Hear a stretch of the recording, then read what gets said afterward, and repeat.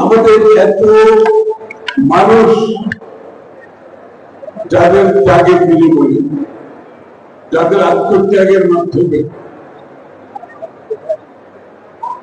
গত 16 বছর আন্দোলন সংগ্রামের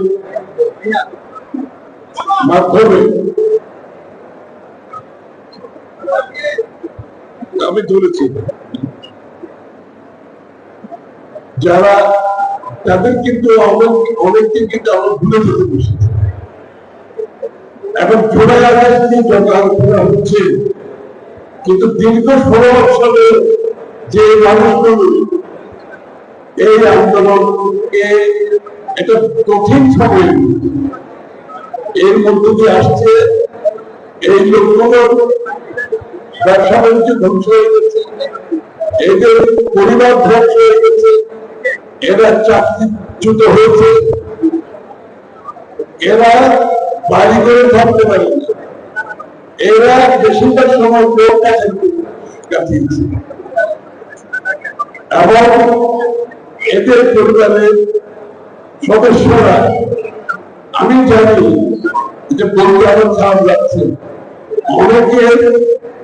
স্ত্রী স্বামী না থাকার পর বছর পর বছর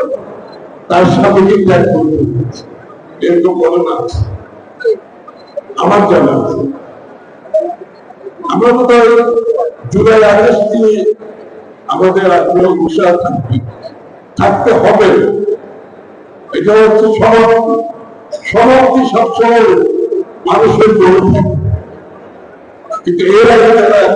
কাজ করে সেটা মন থেকে এই জন্য আমার জুলাই ভিতরে কথা বলতে গিয়ে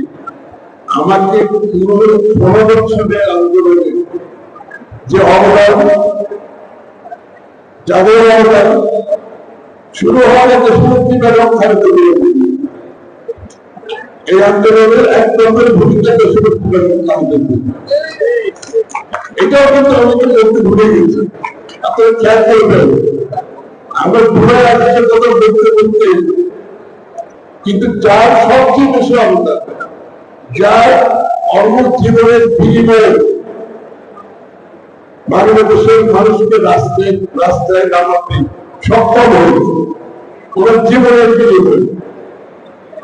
দেশনায়ক তারেক রহমান, জনাব তারেক রহমান সাহেব, তারও জীবনের বিনিময়ে, এবং সেখান থেকে জাতিকে বৎসর পর বৎসর এই আন্দোলনকে ঐক্যবদ্ধ রাখতে সক্ষম হয়েছে। সে কথাটা কিন্তু এই জুলাই আলোচনায় খুব কম হয়ে যাচ্ছে। আসলে আন্দোলনের নায়ক ছিল তারেক রহমান, আন্দোলনের মূল নায়ক হচ্ছে তারেক রহমান, এবং সবচেয়ে বেশি দিন আত্মত্যাগ এটা দিয়ে শুরু করতে হবে, বক্তৃতা এটা দিয়ে শুরু করতে হবে। যাদের কারণে আজকে শেখ হাসিনা দেশ ছেড়ে পলায়ন করতে বাধ্য হয়েছে।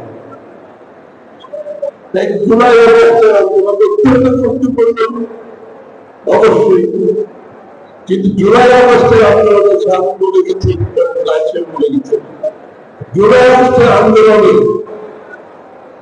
সেখানে সবচেয়ে বৃহত্তম, সবচেয়ে বেশি ভূমিকা বাংলাদেশ